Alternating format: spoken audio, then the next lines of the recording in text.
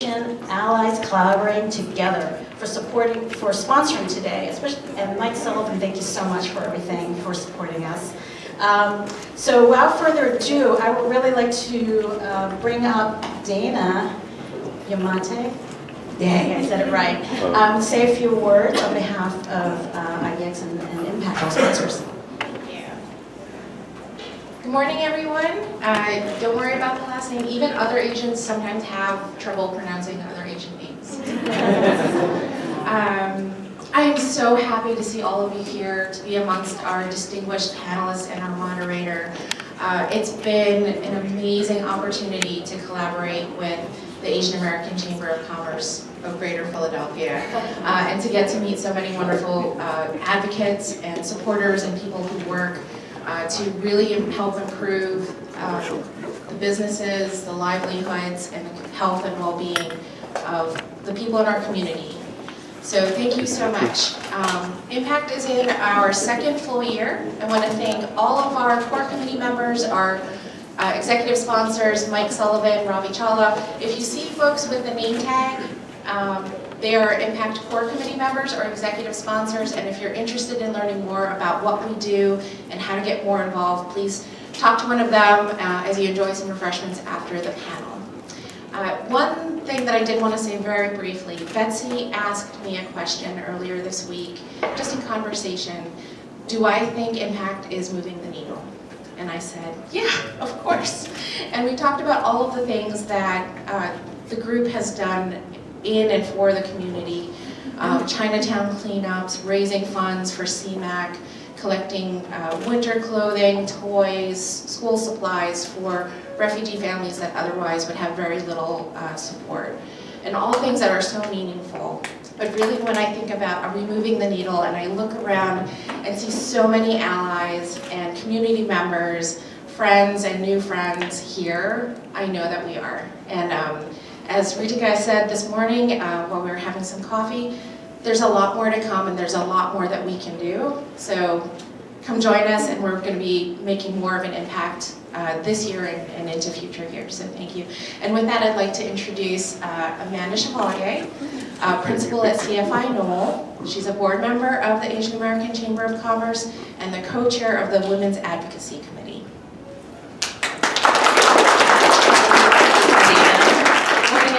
We're really excited to see you here at Independence Live. The Asian Chamber thought in March, during Immigrant Week, it would be relevant to incorporate those three themes, Asian, women, and immigrants, into today's discussion. Journeys, conversations with successful Asian American women business leaders. We think that everyone will learn a little something and appreciate today's panelists' experiences. We're thrilled to have the dynamic Susan Jin Davis, Chief Sustainability Officer of Comcast NBC Universal, moderate our panel today. If you've read Susan's bio, you'll see that she's the epitome of exactly that, a successful female Asian American executive. Thank you everyone for coming. We hope you enjoy the program. Ladies and gentlemen, our moderator, Susan Jin Davis. Thank you. It's really great to be here. I'm really honored to have been asked to moderate this really esteemed set of panelists, and thanks to the sponsor. I am a very happy customer, and I want to say whatever you're doing. But actually being up on the stage reminds me of when I was a kid and I was a tomboy, and I'd be sitting in a chair and my mom across the way from me, as an eagle eye that she had, would be doing this. So now I'm trying to turn myself. True story. That's what this panel's about. How did I succeed despite that? Really glad to have, you all can Google these great panelists. They're going to introduce themselves with the first question. But we really want to have a conversation. We don't want to be structured and talk about the usual, how did you get to where you are, and those kinds of things, which are important, but they kind of miss the personalization part of it. We want to humanize these panelists because they're like you and we're like you. So how can we tap into that? So my first question to the panelists, and I'm going to go down the line, and please introduce yourself, names, and your role.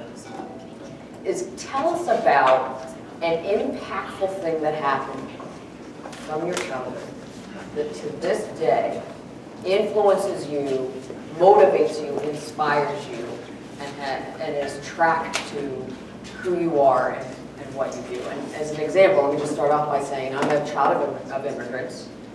And I grew up watching my parents, who are highly educated and highly competent, be regularly humiliated and put down and treated as a stranger in a country where they were citizens. And by the way, they've never missed a vote. They've exercised the rights of being an American citizen better than I think some people that were born in America.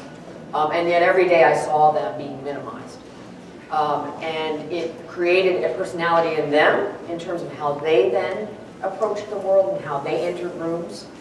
And it definitely influenced me in terms of my desire to make sure that others do not experience that, and for me to become an advocate for those who don't have the voice that I have.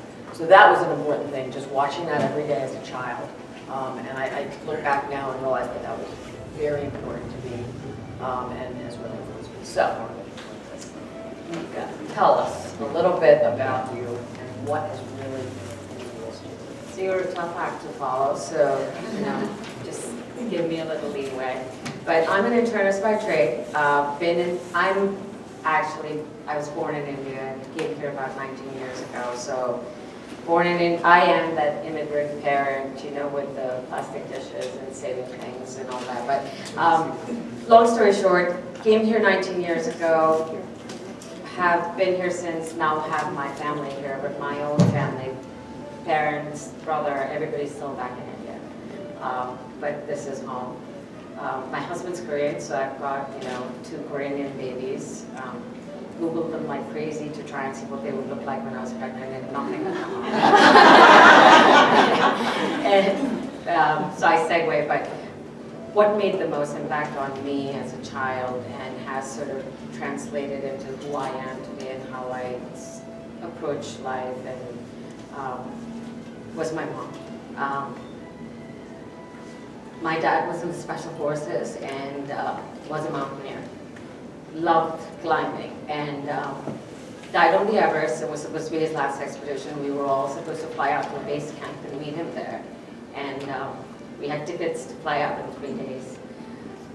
And my mom used to teach kindergarten just to stay busy because my dad didn't want her to work. And he said that I can provide for you and you be able to spend time with the kids. So so she was a master's in botany, but she was like, okay. Subservient to a degree. I probably would have been like, but so Dad passed away suddenly. Life as we knew it, came to an end. We went from a 6-bedroom army bungalow with 16 people working in the house to having to move back to our hometown. We got pulled out of schools, and my mom went from, working for fun and staying busy to being the primary breadwinner. And she went from teaching kindergarten to master's classes in the university. And I remember every morning at 5 a.m. she would get up and prepare a lecture, because she hadn't done that in the last, 5, 7, 10 years of. And I have to this day, my dad's been gone 34 years now. I've lived most of my life without having my father in my life, but we never, ever heard my mom say, how are we going to make this work? How will we get through the next phase? We can afford a car. She was really bad at driving a car. But she used to drive a scooter, and actually a smaller version than it used to be called a moped or something back in India.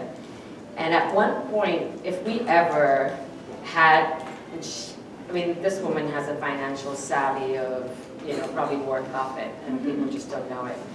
But if ever, she decided we could afford to go out for dinner, my brother would ride his bike and I would sit on her moped behind her and we'd go to dinner. This thing didn't go faster than the bike anyway. And there was a time where, the back seat fell off, but she didn't have money to get it fixed, so we had a cushion on, and I was like, let me just make sure me and the cushion don't fall off. It worked. So So what I learned from her was that materialistic things don't bring you happiness, and you define your boundaries, and if you set your mind to it, you can do anything. And unless you try it, you never know, and it's okay to fail. So that's pretty much who I am today, and I don't worry about the future. I don't think about, you know, what's going to happen if I cross that bridge when I get to it. But to me, each day is, you live it to the fullest, and I try and make an impact. And I'm a doctor because I told my dad at 7 that I would be a doctor, and he would say, I'd be so proud of you. So it was just a natural progression that, you know, it stuck. And I had never seen one up close and personal, or I would have never gone to med school. It's a lot of work. So, sorry, that was longer than 2 minutes, but that's me in a nutshell. That was impactful. I am an immigrant myself, so when Susan is speaking about her parents, it actually echoed with me because I went through, and my parents and families went through all the hardships that Susan was saying her parents went through. We were demoralized, we were looked down upon, we didn't receive any help. I came to America when I was 9 years old in 1984, so it's been over 30-something years. And from early days on, my family has 6 of us. It's my 2 parents and there's 3 other siblings. We all came to America not speaking a word of English. And immediately we went to school. And while other kids were having extracurricular activities, going to recitals, playing basketball, riding a bike around the neighborhood, our extracurricular activities was working in a restaurant, washing dishes, or selling pretzels in a shopping center. At age 9 and 10, I was standing there with my sister, she's a year older than me, selling pretzels.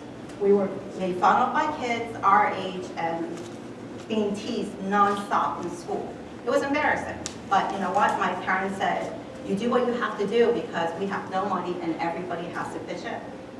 We worked at my uncle's restaurant, and you would think that when we came to America, it was like most people. You're coming to the land of opportunities, the land of the richest. You get here, there's a rainbow, and then there's a pot of gold.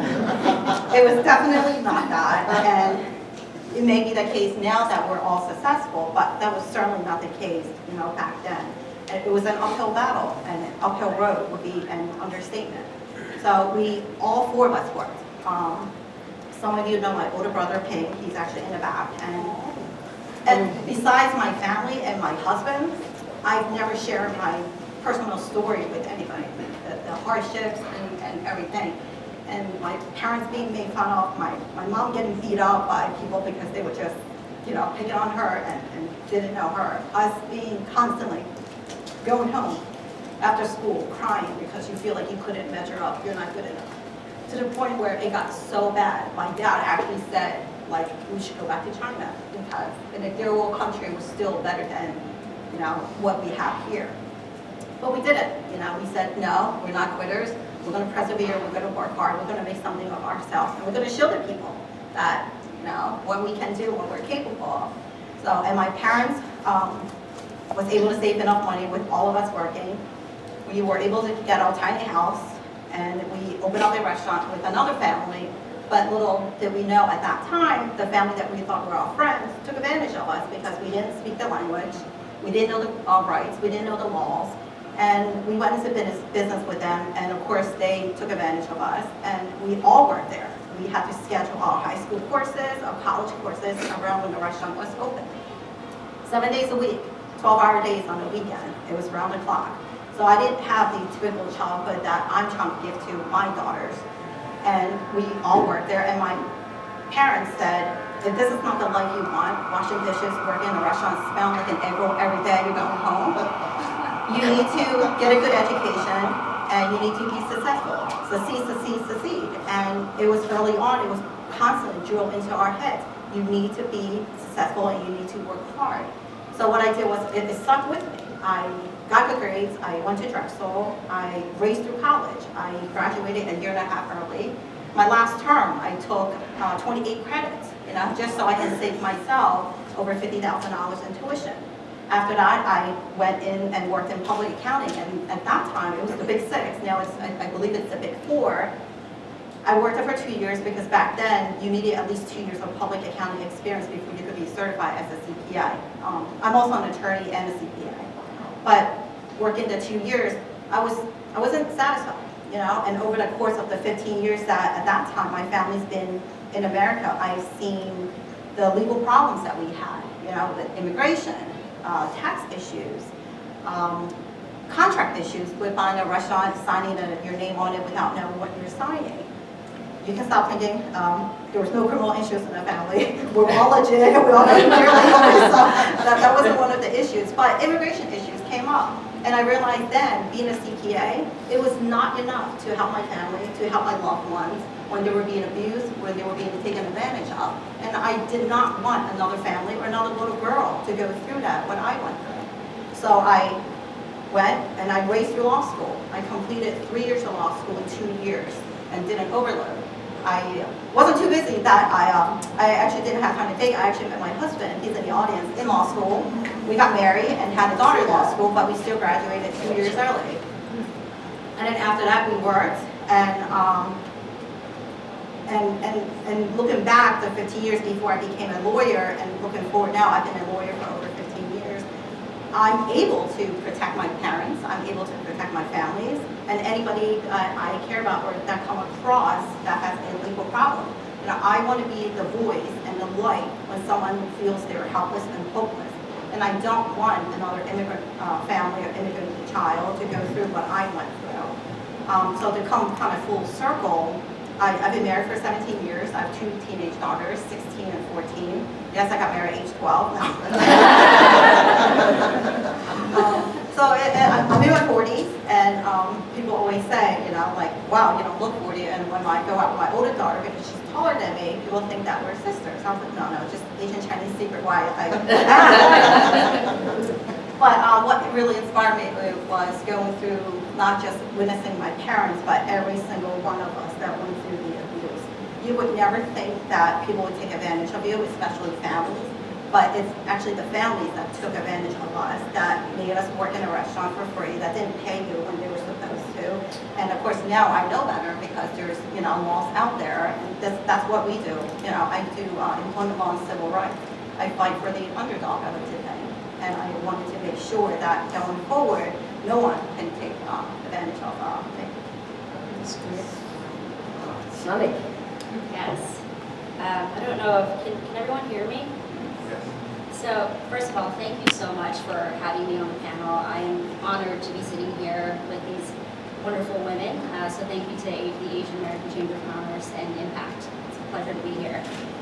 So I am a client advisor. I work for JP Morgan. I've been in financial services for about 10 years now. And just a little bit of background on myself. So I was born in Philadelphia. My parents survived the Khmer Rouge. So they escaped Cambodia in '79. So it was my parents, my oldest brother, and a couple of their siblings. So they escaped the Khmer Rouge and they settled in a refugee camp in Thailand, which is where my sister was born. And that was, so they escaped in '79 and arrived to the United States in '82. So it wasn't an overnight thing. And I'll try not to choke up. It was very, very difficult for them to get acclimated, to find out who they can trust. Sorry, just need 1 second. Nika, can you make me laugh? My cousin. So they didn't have the proper resources. They didn't have friends. A couple of my aunts and uncles didn't survive along the way. So, why am I crying? Oh my gosh. It's okay, girlfriend. It's okay. Yeah, I'm not a crier. I'm kind of involved. Don't worry. Yeah, I actually don't cry. So, this is, yeah. I guess hearing everyone's story. So, yeah, they didn't know any English. They didn't have any friends. They didn't have a community. So, I was born in Pennsylvania Hospital, and we lived here for a couple of years, and then we moved to New Jersey. My dad, for some reason, picked up this talent to learn how to sew. And growing up, my parents would make our clothes for us. So during the summertime, it would be beaming hot. It would be like 90 degrees. My mom would say, "You're wearing a turtleneck today because I sewed it for you. You have to wear this." And we would go to school and we would wear turtlenecks during the summertime, or approaching summertime. So, very poor. Parents were uneducated. Didn't have any resources, as I mentioned. I'm one of 6, and I don't even know where to begin. So my dad eventually decided, okay, let's start a tailoring business, and he did that. And he had this entrepreneurial spirit, but it wasn't like he could go to his friend to say, hey, could you help me with getting this loan? Or could you help me with finding the best location to set up our shop? So whereas today, you network and you build contacts for that very reason, to be able to, leverage the resources that you have. My dad didn't have that at all whatsoever. And simultaneously, my uncle he purchased his own blueberry farm in Hamilton, New Jersey, which is the blueberry capital. And we spent many, many summers at that farm picking blueberries. It was awful because, again, my mom had our turtlenecks on us.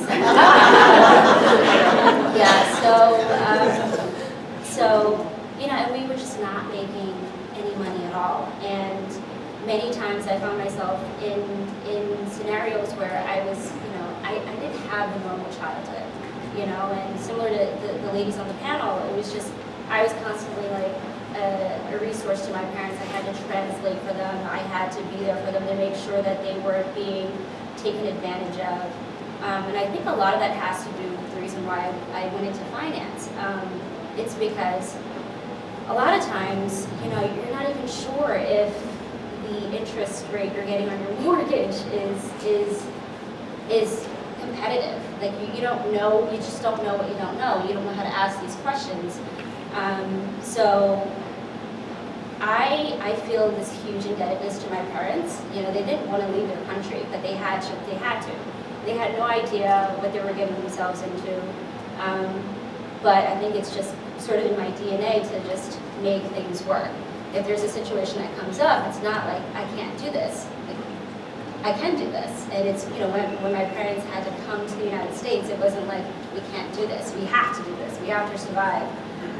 So it's, I feel like I was just all over the place, and I apologize, but it's a lot. And most of what I do, everything that I do today, I feel this tremendous amount of pressure to do well, to make sure that my parents are proud of me. And I have a niece and 2 nephews now, and I want to make sure that they are not faced with the same challenges that I was faced with. So it's a huge responsibility to make sure that my parents are happy and to make sure that I'm a good role model to my niece and my 2 nephews. So I don't think I've ever moderated a panel or been on a panel where the moderator's crying, the panelists are crying, the audience is crying. But I think that what's really important about these stories, and I thank the panelists for being so transparent, maybe more transparent than they wanted to be or will ever be, because we can all Google these women, and we can read who they are today. And that's impressive. But what's even more impressive is the road to getting there. And what I appreciate with every one of your stories is what happened from your difficulties, your tragedies, your challenges in life, that were the building blocks for who you are today, which actually makes me even more impressed with each and every one of you. So thank you for sharing.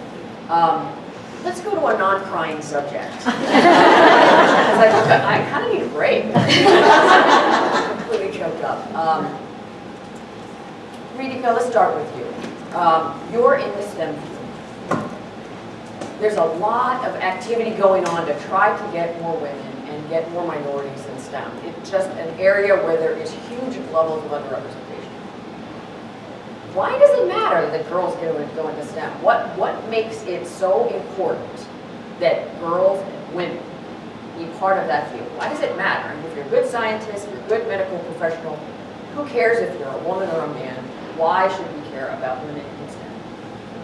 I think you should care about women being in the professional field no matter what it is. I mean, there's plenty of evidence out there. McKinsey studies have shown that companies that have more women leaders have bigger profits, almost to the tune of 15 to 25% more than companies that don't. So fiscally, we might shop more, but we're good at business. We're gonna get to that. But, so from a STEM perspective, I think, and that's what sort of really gets me is it should really matter if I'm a woman or a man.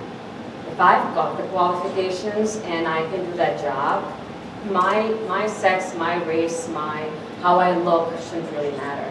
But it matters. And coming from sort of, the Indian culture and having seen subservience and women being treated differently, when I first came to the United States, so in India you can go to med school straight out of high school. So I went to med school at 17, I graduated at 21. So Mike, I do know what I'm doing. Over 20 years of doing this. That's my boss. So I came here, I was young, naive, but I also had this image of America and the Western society and how things were progressive and women were treated equally, and it wasn't the same expectations and gender biased roles, and boy did I have a wake-up call. And I've had friends from every profession, and named doctors, lawyers, architects, engineers, teachers, professors, people in academia, and every single one of us has experienced, even till today's day, the gender disparity and the bias. And whether it's subconscious, whether it's microaggressions that folks don't realize, it exists. And I truly believe that I think there may be maybe 2% men out there that probably are doing this intentionally, but most strong male leaders aren't going out of their way to keep women down, right? So some of it is a subconscious bias and not knowing that your subconscious bias plays a role in how that impacts women. So the dialogue is important in my opinion, and that's why Mike says I'm not shy, but I truly believe that those of us that have a voice, it's my duty when I'm in that executive room to speak up. And when I feel a microaggression that I know that all the male counterparts in that room aren't doing intentionally, they don't even realize they're doing it. And for those of you that are wondering what's a microaggression, so we're having a discussion on a topic and I make a suggestion. And folks move on and the discussion carries on.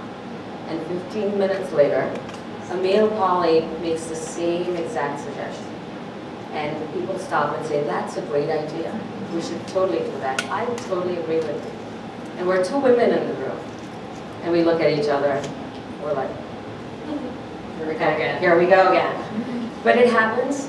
But it's not because the guys in the room are bad people. It's not because they're trying to be rude or mean. They don't even know they're doing it.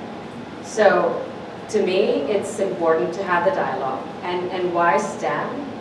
Women are nurturers. We, we balance it all.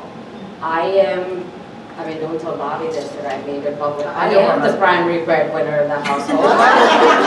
I still carry most of the work, right? You do what you gotta do. Most days I'm a hamster on a wheel, but you get it done. And you need support, whether you need male support and you need those, men that are going to be out there, be our allies, be our supporters in the workforce, at home, enable us to be able to be that good mom, I am really fortunate. I've got an amazing boss that allows me to have that work-life balance and not feel the guilt or not feel like because I'm leaving to go be at a play or go be at a piano lesson, is that going to be held against me and am I not going to progress? And that needs to happen everywhere, and I don't think it does. But women bring as much brilliance to the table if not more, were willing and able to have those difficult conversations and address the elephants in the room. And in some ways, I think it's easier because we've also now gotten to the era of men, even if they want to, sometimes they're like, am I going to say the wrong thing, right? There's so much of the, folks are careful, they're afraid of saying the wrong thing. So we can't do this alone. 50% of the population can't help all of us succeed, and we have to do it together. So I truly, truly believe that as much as we women leaders want to make an impact, no pun intended, and bring about a change and empower younger women. 20 years ago, I didn't have one of me guiding me. I had to figure my way out. I got cheated out of bonuses, I did extra work and didn't get paid for overtime, I'm name here it. with you. Yeah. So you have a lawyer next to you. It's all happened, right? But, Eyes on you, boss.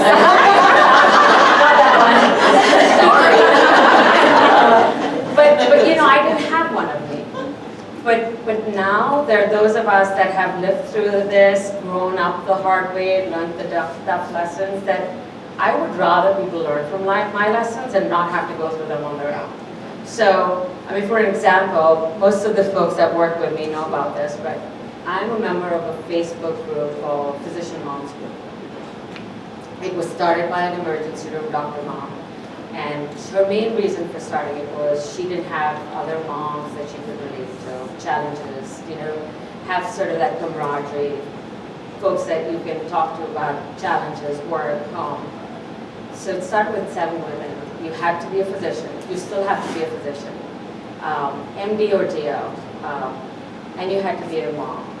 And now they allow for baby moms. You've got a dog and a cat, you're still a mom. We'll let you in. We're 78,000 moms. And there's program directors, there's leaders in every institute you can think of across the world. There's folks starting residencies, people getting into med school, questions about sexual harassment in the workplace, attending, taking advantage of young women. It's happened to us. I know Susan and I have had conversations and she's like, you're always so well put together. I said, Susan, it's all an act. I was like, it's being held together by a paper clip. But, so I think sometimes you look at people and you're like, oh wow, they've got it all together and their life must be so easy. But most of us have a story behind us, and as long as you can use your lessons and your ability to make an impact and change someone's life and their course not be as hard as it was for you, I think it's what we should do. I look at it as my civic duty. So, and Bobby. Bobby stays within the box, doesn't cross the lines, and I color right out that line, right? Because it needs to be done. And so I'm opinionated, and I believe in with what's happening right now. I don't care what party you belong to. Putting kids in cages is just wrong, right? Taking babies away from their parents is just wrong. And I know clinically what that does to these people and what it will do to them over the course of their lifetime. Their incidence of cancer will increase, their incidence of diabetes will increase, their incidence of any chronic disease will be high. And, mental illness, right? So I speak up, and Bobby's like, I don't know if in your position you should be posting this stuff on Facebook. And I was like, listen, I've been given a voice. And I'm not speaking up because I'm Republican or Democrat. I'm speaking up because as a clinician, I know more, I know better. And if I who has a voice won't speak up, then what's the point? So I know I went on so many tangents, but That's actually relevant to your next panelist, who's going to be your lawyer. I'm thinking about future business here. Amy, speaking of having your own voice, you are actually a hired voice, a hired gun in your job as a lawyer. In the media we read about Me Too, and we've heard a couple stories around certain lawyers and judges that have been caught up in that, and women who've talked about how difficult it has been to be in that profession as a woman. And we know that the numbers show that women becoming partners, it's harder for women to succeed in law firms and even to rise up in other legal departments or even to be in academia in law schools and to reach those highest levels of academia because they're women. So now we know why you're a lawyer, but tell us, how has it been as a woman in the legal profession? And what advice would you give to people trying to get into that field or who are in the field now? Gosh. And I want you to answer every single one of those questions. How has it been in the legal profession? Now, it's actually good. My husband and I actually started our firm about 15 years ago. So now there's 5 partners and 2 of the partners are here supporting me. Our firm is Carp and Cerruti. The reason we got into starting our own firm was when we first came out of law school. It was tough because the legal profession historically and even today, it's a male-dominant profession. Same thing as in the accounting and being a CPA, it's a male-dominant profession. So even back, taking a step back as when I was in public accounting, it was tough to be getting promoted. It was tough to get into the big 6 at that time, and then to work your way up as a female and then as a minority, it was almost next to impossible. So now, and the reason I went to law school and now being a lawyer, being in the courtroom, even being a partner in a firm, when I go to court, I still have older gentlemen and even older females look down on you and kind of size you up and pretty much thinking in their heads that, oh yeah, I can take her, you know? And maybe is my size, my stature, and what I went through in life. Let them misjudge me, you know, because that is their first mistake. And I've litigated enough cases to know, and I've been in courtrooms and executive boardrooms to know when you walk in, people are going to judge you. Within 10 seconds, people already made up their mind if, you know, you are worthy or not. You know, but I never once let that stop me from climbing the ladder or going to the next step, because once I open my mouth and show them what I know and what I can do, they're very quick to sit down.